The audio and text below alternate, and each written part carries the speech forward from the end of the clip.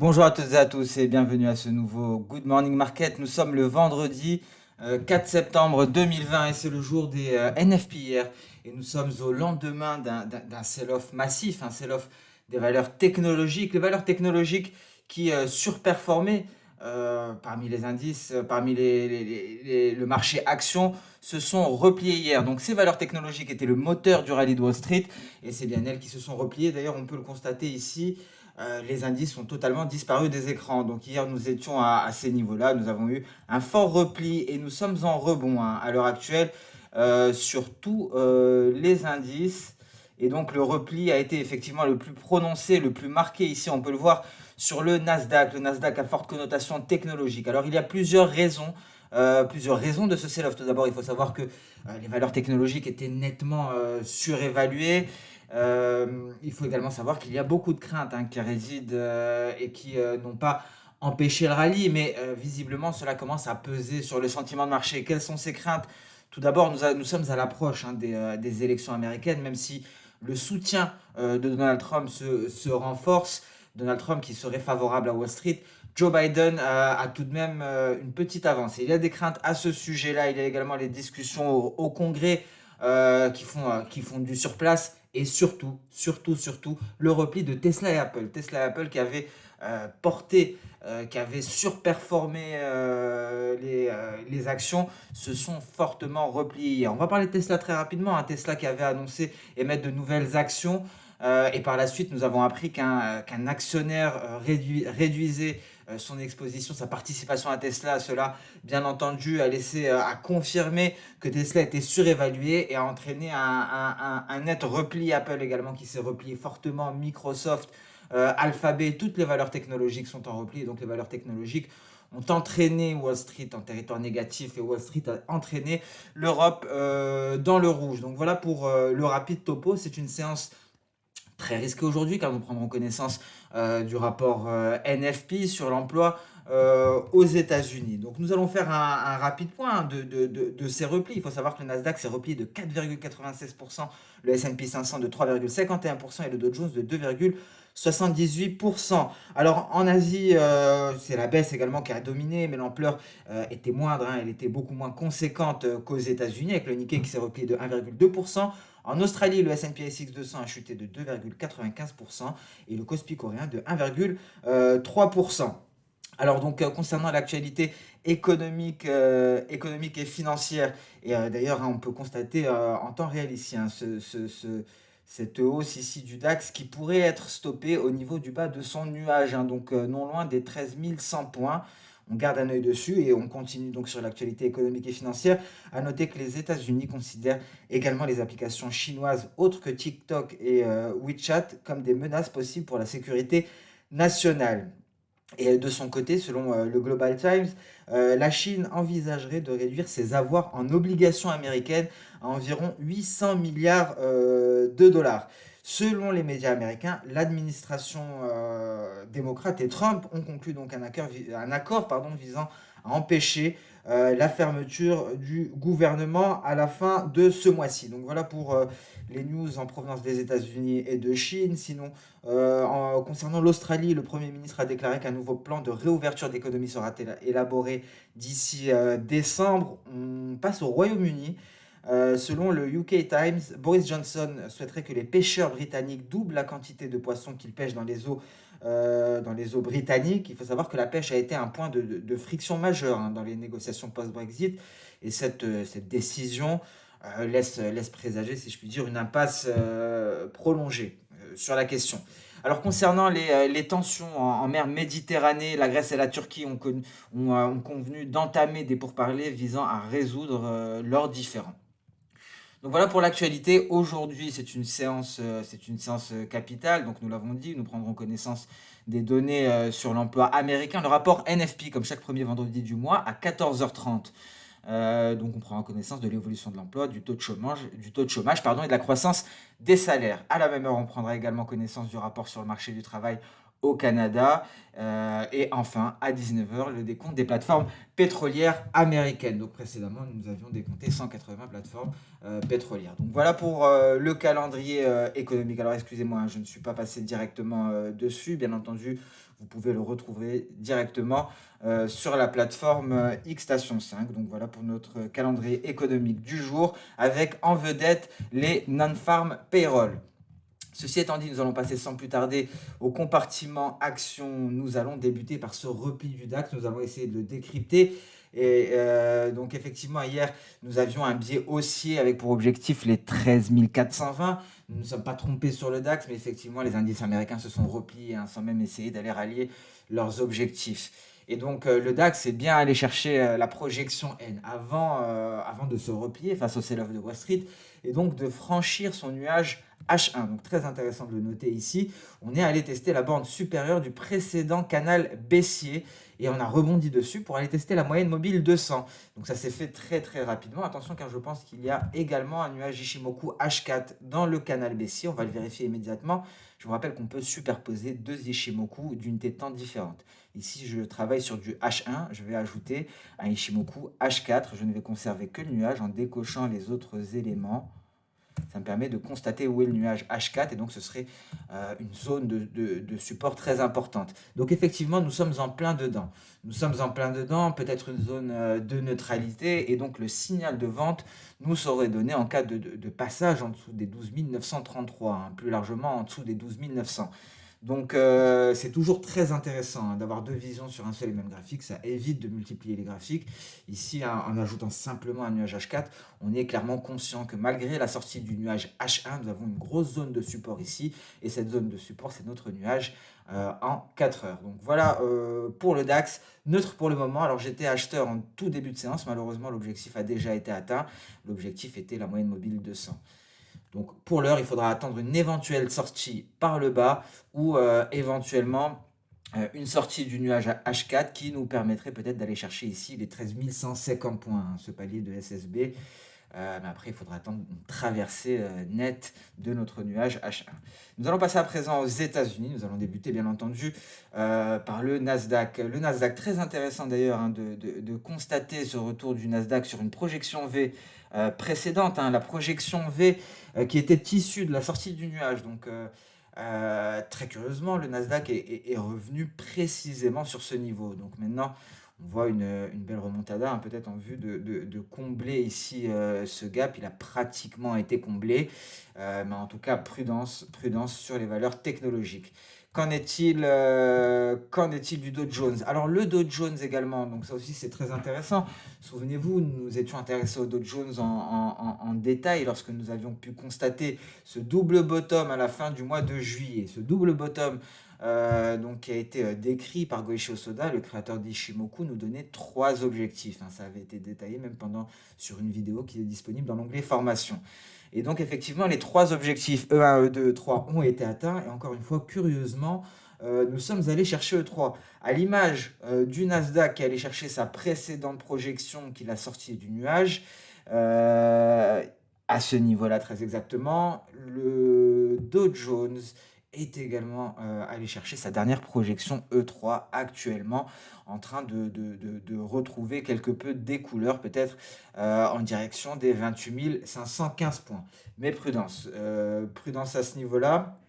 Ensuite, nous allons parler du S&P 500. On va commencer par de l'hebdomadaire. Ensuite, on va peut-être voir même le Nasdaq aussi en hebdomadaire. Parce que la question qui se pose, est-ce que ce sell-off va se poursuivre? Est-ce que c'est un changement de tendance que l'on est en train de constater sur les marchés?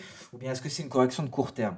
Alors pour le moment, hein, si on prend de la hauteur, la correction n'est pas suffisante pour estimer qu'il y a un retournement de tendance. Mais il est très intéressant de constater ici sur le S&P 500 que le repli intervient après avoir atteint cette projection V hein, que nous avions tracé il y a quelques mois hein, de cela, que nous avions tracé en juin très exactement.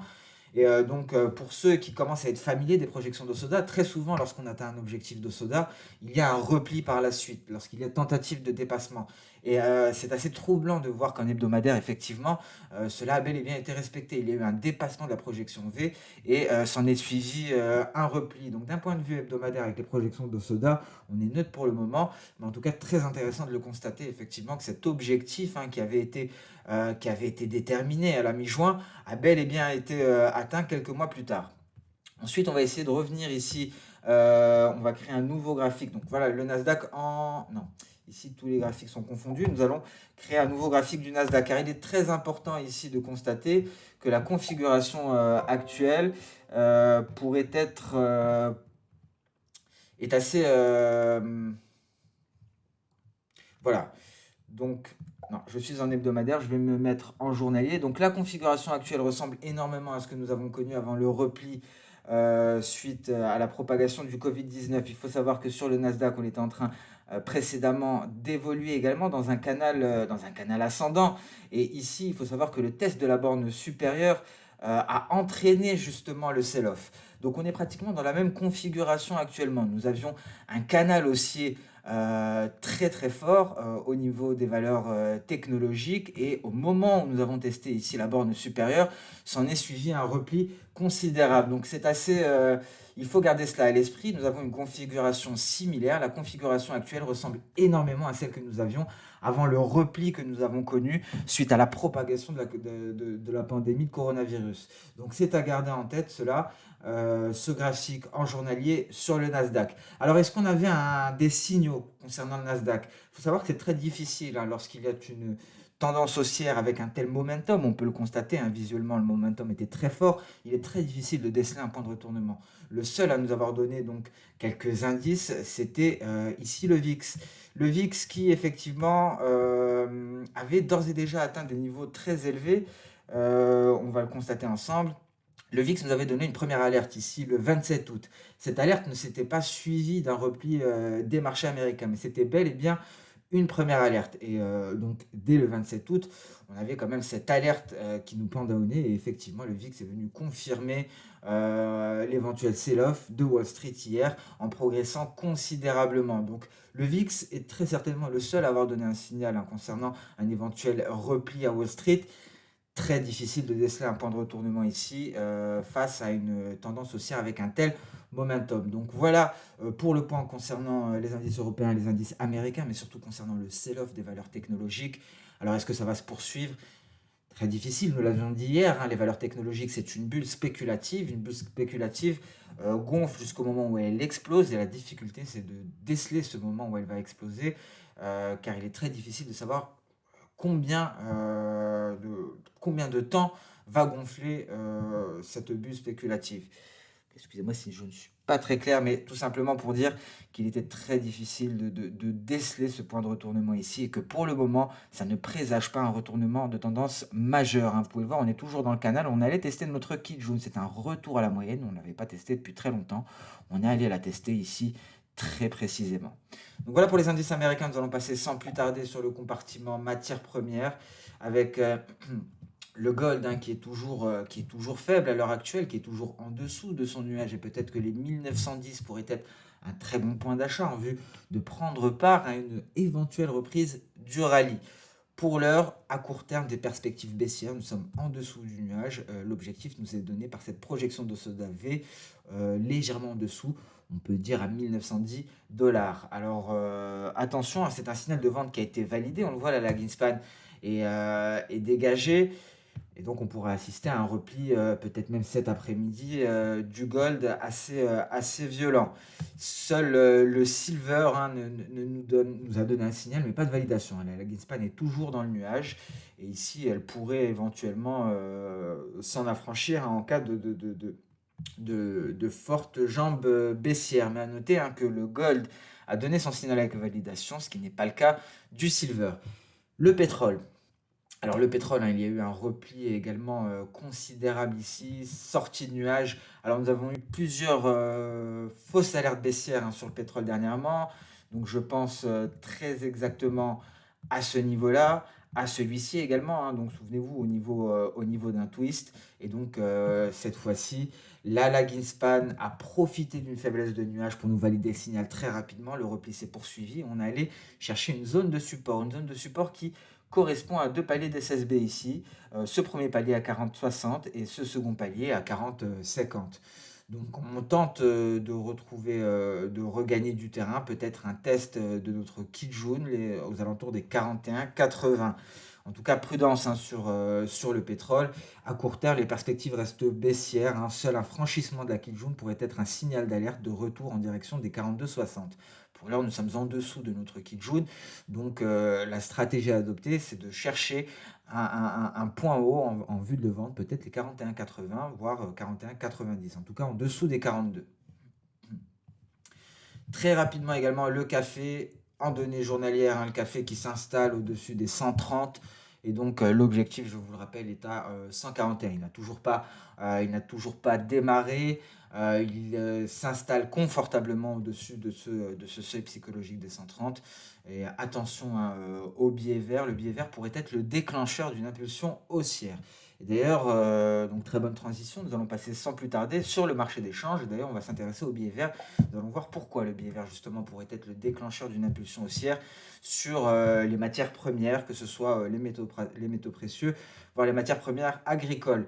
Donc, on passe d'abord voilà, donc sur le biais vert ici. Le biais vert qui a pas mal progressé dernièrement, mais il a touché ici la borne supérieure de son canal descendant et il ne parvient pas à s'affranchir de son nuage. Donc, peut-être un éventuel repli ici du biais vert qui pourrait aller chercher sa kit jaune à court terme, voire moyen terme. En tout cas, attention, car les perspectives semblent être baissières, tant qu'il ne parvient pas à s'affranchir de son nuage plus largement de ce canal descendant. Donc, un dollar américain qui pourrait se replier, et donc l'euro-dollar pourrait franchir, hein, le nuage de par ce twist. Pour le moment, il se replie. Alors, il n'est pas allé chercher hier les 1,17, il s'est contenté d'aller chercher les 1,17 87 avant de repartir à la hausse et de longer son nuage. Il est juste en face ici d'un twist, d'une faiblesse de nuage.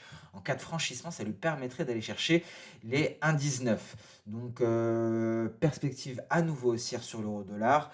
Et donc des perspectives baissières, hein, sur le billet vert. On le voit ici d'un point de vue technique, hein, on peut s'attendre à un repli du billet vert et un démarrage à la hausse ici de l'euro-dollar pour rallier à nouveau les 1,19 avant d'aller chercher ses récents sommets.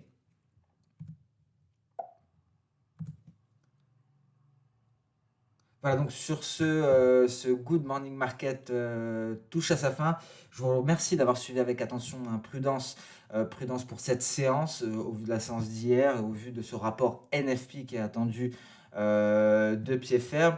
Donc, nous concernant, on se retrouve dès lundi pour un nouveau Good Morning Market. Alors, vous l'aurez remarqué, hein, certainement, il y a une amélioration au niveau du son.